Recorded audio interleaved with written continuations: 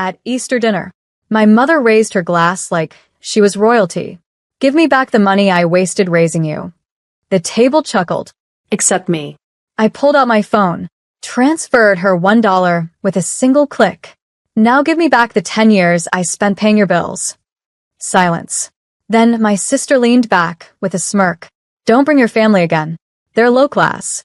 Beneath me. I looked at her. Perfect makeup. Gucci earrings. Living in the condo I bought, driving the car I leased. I took a long sip of wine. Held her gaze. Here's to my sister, who now has a rich boyfriend, and a lifestyle I bankrolled. Then I stood up. By the way, I'm done paying for your luxuries. They thought I was bluffing. I wasn't.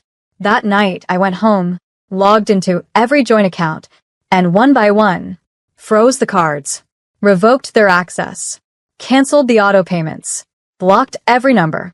Utilities? Shut down. Condo maintenance? Canceled. Mom's online shopping addiction? Declined. Sister's gym membership, facial packages, hair appointments? All linked to my card until 11:42 p.m. that night. By morning, my phone was a war zone. 32 missed calls. Voicemails from shrieking voices that had once dismissed me as a loner with too much pride. They weren't angry because they missed me. They were angry because the funding faucet was gone. And the most delicious part? Not one of them knew what I'd been working on. Behind the scenes, the grant I secured, the nonprofit I launched, the investment that hit 6 figures last week. They thought I was the side character in their golden girl narrative, the one who'd never settle down, who was good with money but bad with people. But I was never the failure. I was their silent foundation. And now that foundation had finally crumbled, on purpose.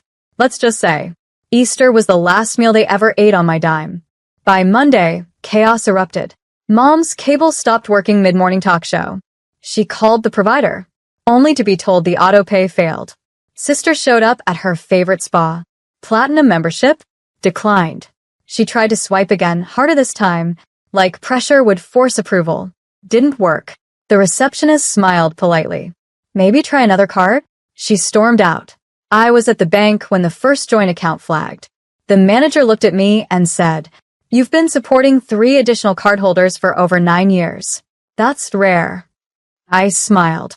Not anymore. By evening, my inbox was full of apologies dressed as guilt trips. Mom texted, "I didn't mean what I said. It was just a joke. Can we talk?" My sister wrote, "You're overreacting. Family doesn't pull the plug over words." Words? They weren't just words. They were years of public humiliation, of being mocked at holidays, of them rolling their eyes every time I mentioned my career, calling it just remote work, while I quietly built a portfolio that could buy their entire neighborhood. And now, they had to feel the silence I'd lived in for years. No more birthday checks. No more paid getaways. No more, "Can you just cover this one thing?" I didn't explain. I didn't engage. I simply posted one thing on my story. If they only value you for what you give, stop giving. Watch how quickly love turns to rage.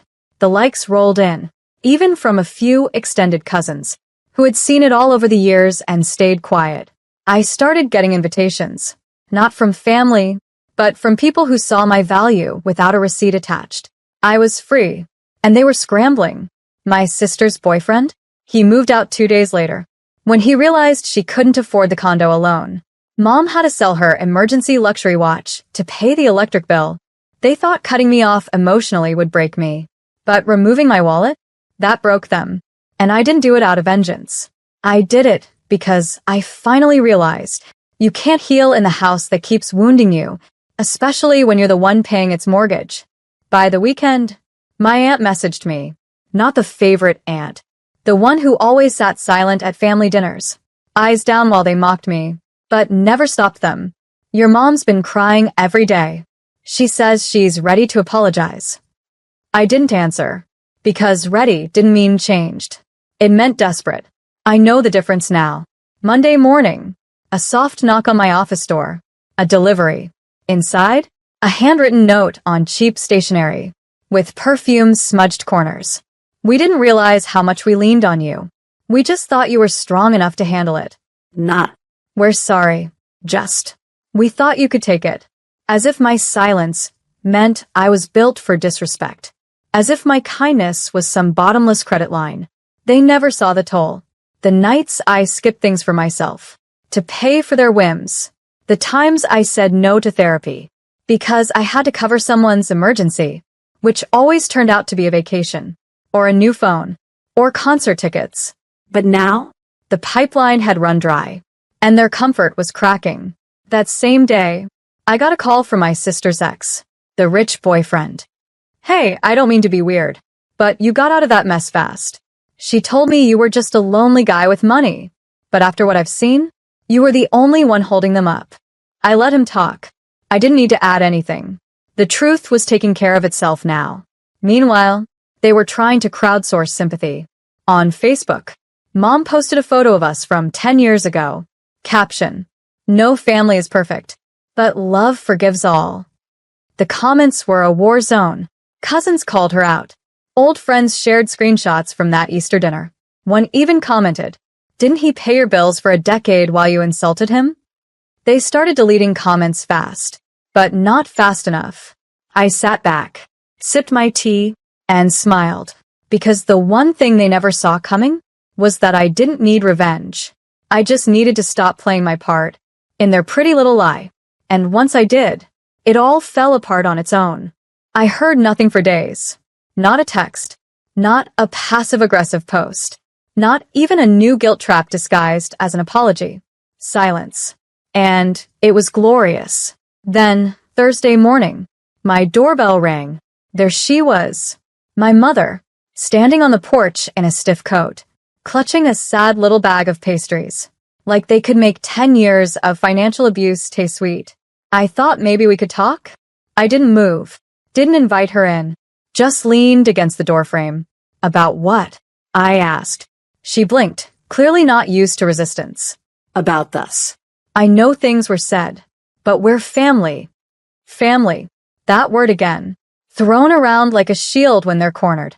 A leash they tighten whenever you try to walk away. You said I was a waste, I reminded her. At Easter dinner. In front of everyone. Then laughed while your daughter called my daughter low class.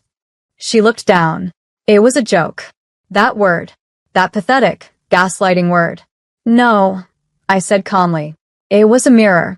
And for the first time, I let you see yourselves in it. She started crying then. But I didn't flinch.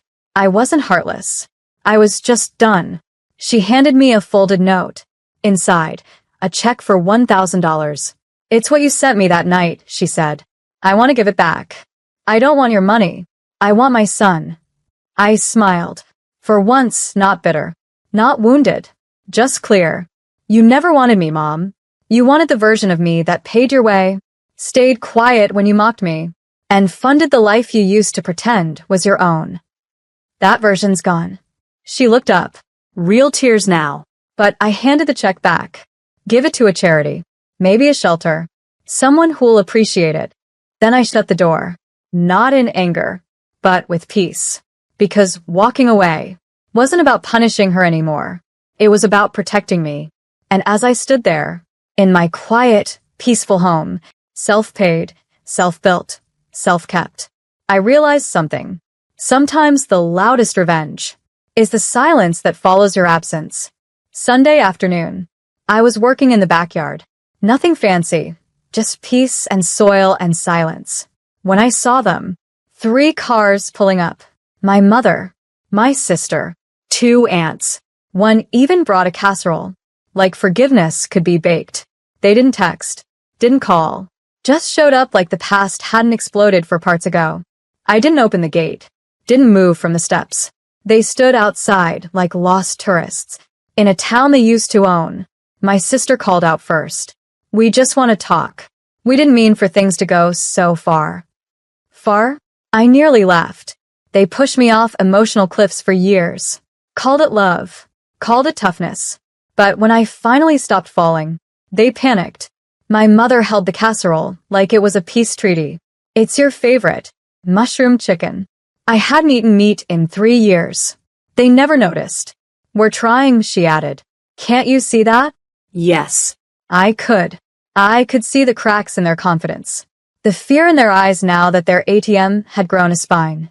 Now that the daughter, who always had too many opinions, had cut the cord they thought was unbreakable. I walked closer, not to embrace them, but so they could hear me clearly. Let me ask you something, I said. If I never paid your bills, if I never bailed you out, would you even be here today? They didn't answer. I kept going. You didn't love me. You loved what I did for you. And now that you can't access it, you're here, calling it family. My sister teared up. We can do better. I shook my head. You had a decade to do better. I asked for respect, not repayment. But all you gave me was laughter, debt, and silence. I'm not coming back. I opened the gate just long enough to hand them the casserole. You can keep this.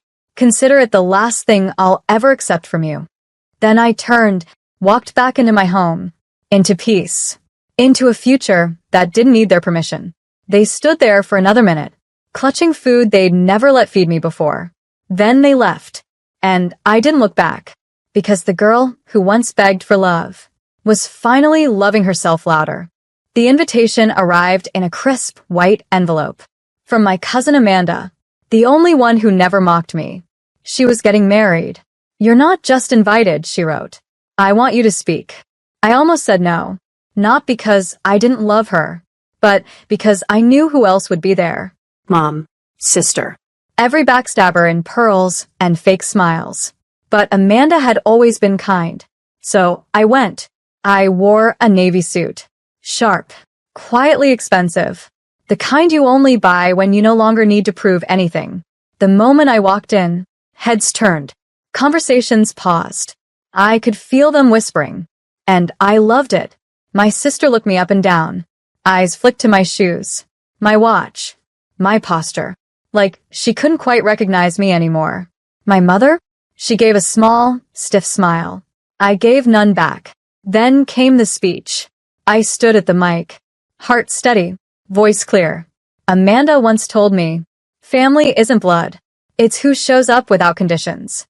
She showed up for me when others didn't. And that's why I'm here. The silence was deafening. No claps yet. Just a few gasps from relatives who finally got the message. I kept going. To the ones who only come around when it's easy. You're too late. And to the ones who watched me break and only asked for more. I built my life back without you. Love isn't a transaction. And respect isn't optional. Then I raised my glass. To chosen family, the ones who never demanded, never shamed, and never made me apologize for not being who they expected. And they clapped. Loud. Long. Even the caterers stopped to listen.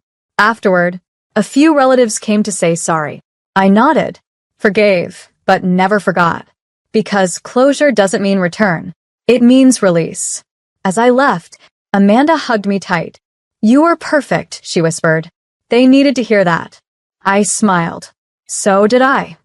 That night, for the first time in years, I slept like a woman who owed no one anything. Not her pain, not her loyalty, not even an explanation. 3 days later, a letter arrived. No return address. Inside was a cashier's check for $14,000 and a note in my mother's handwriting. For everything you've paid over the years. Hope this is a start. Let's rebuild. I stared at it. Not because the money impressed me, but because it was the first time she ever acknowledged the debt. But the truth? It wasn't about dollars. Never was. You can't repay someone for 10 years of belittling their success. You can't put a price tag on the silence after your daughter cries. Because grandma called us trash. And you definitely can't buy back dignity you never respected to begin with. I didn't cash the check. I framed it, hung in my office, right above my law degree, that they once said was probably fake, because I worked from home. 2 days later, my sister texted me, saw your little speech at Amanda's wedding. You're still so dramatic. I didn't respond, so she followed with, Mom's trying. You could meet her halfway. Halfway? I met them at 100 for a decade. Paid every bill, covered every tantrum, swallowed every insult. This was the first time I stayed at zero, and suddenly they were exhausted. The truth is, when you stop financing other people's delusions, you become the villain in their story. Let them write it. Let them sell it. I'm too busy funding my piece. That week, I donated the exact $14,000 to a single mom finishing law school, someone whose family gave up on her too. She cried on the phone. I didn't tell her why I chose her. Just said, no one who keeps going alone should feel alone. My mother never knew, but that's what made it powerful. I didn't need her to clap. Didn't need her guilt.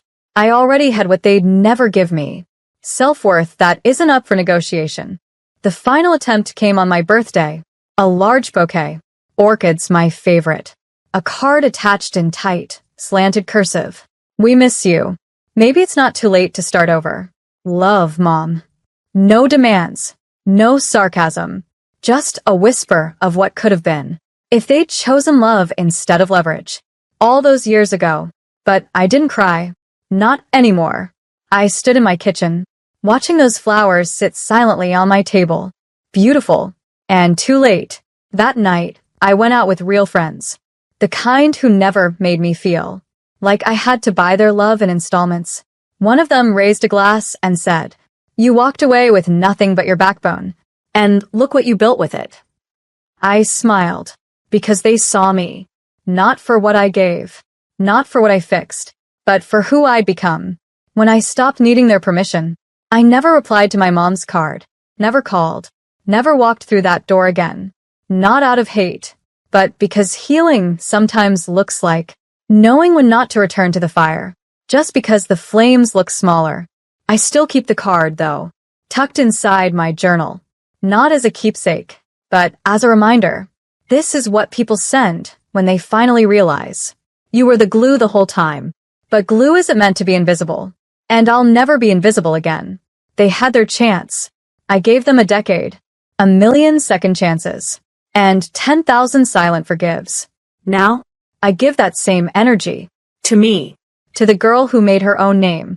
To the woman who stopped flinching. To the survivor who no longer funds her abusers. In the name of keeping the peace. I didn't get revenge. I got clarity. I got strength. I got out. And in the end, that was all I ever needed.